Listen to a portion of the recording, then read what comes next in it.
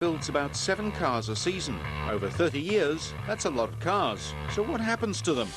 The Williams Museum came about towards the end of the 1980s. It was the brainchild of one of our then senior marketing department members who convinced my father and Patrick Head that the Williams Grand Prix cars should be displayed in a manner fitting to their heritage. So in 1988 we launched the Williams Conference Centre, which includes our museum, the Williams Grand Prix collection. And there is one car from each year or design type. We identify the most historically successful car from that period, and that is the car which we elect to place within our Grand Prix collection.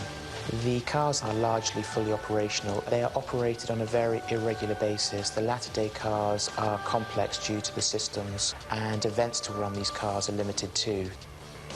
The Williams Grand Prix collection enjoys the services of 2 experienced technicians, John Cadd and Colin Watt, both of whom were race team technicians earlier in their days at Williams, and they make up our museum workshop team.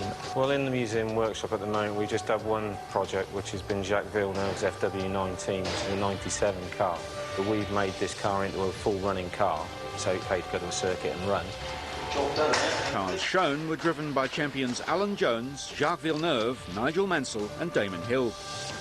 These are just show cars. There's no running engine, no gearbox internals or anything like that. It's just what we call a rolling chassis, a show car. And this will go around and do events for our marketing department and also sponsors.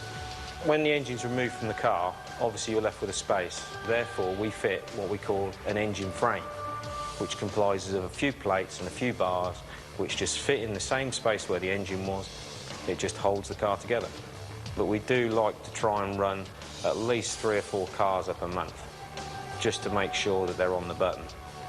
And if we want to do it the Festival of Speed or anything like that, we could actually front up with a car that will run.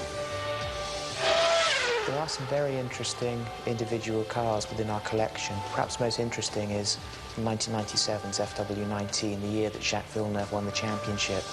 The version in here is Chassis 4, the car with which he went into battle against Michael Schumacher in that year's season finale. Jacques, whilst pulling a bold overtaking manoeuvre on Michael, was caught by Michael trying to swipe across him, and they collided. Michael came off worst, we won the championship, and the damage left by the offending Ferrari wheel is still on the car to this day. The strangest car in the Williams collection would have to be 1982's FW08B, a 6-wheeled Grand Prix car, a project we were experimenting with around 1981-1982. Unfortunately, the concept was outlawed by the regulations before it could ever enter a Grand Prix. The oldest car in the Williams collection is 1978's FW06. It's a lovely little car. It's mechanically well set out, and it's a beautiful little car to work on. FW01s through to FW05 did not involve Patrick. Therefore, the history of our current company, our current team, starts with the Frank Williams-Patrick Head partnership. I've got 3 favourite cars in the collection. That's the 14, the 14B and the 15. The 14 was the first car we produced with a semi-automatic gearbox and was driven by Nigel Mansell and Riccardo Patrese.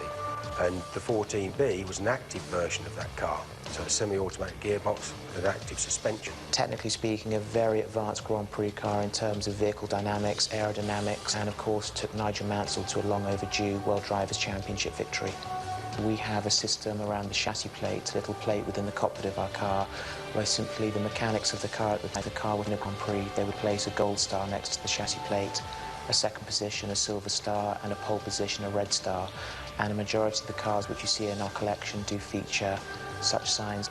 The future plans for our museum is simply to evolve it and to display the Williams Grand Prix cars of the future alongside the important Williams Grand Prix cars of yesteryear.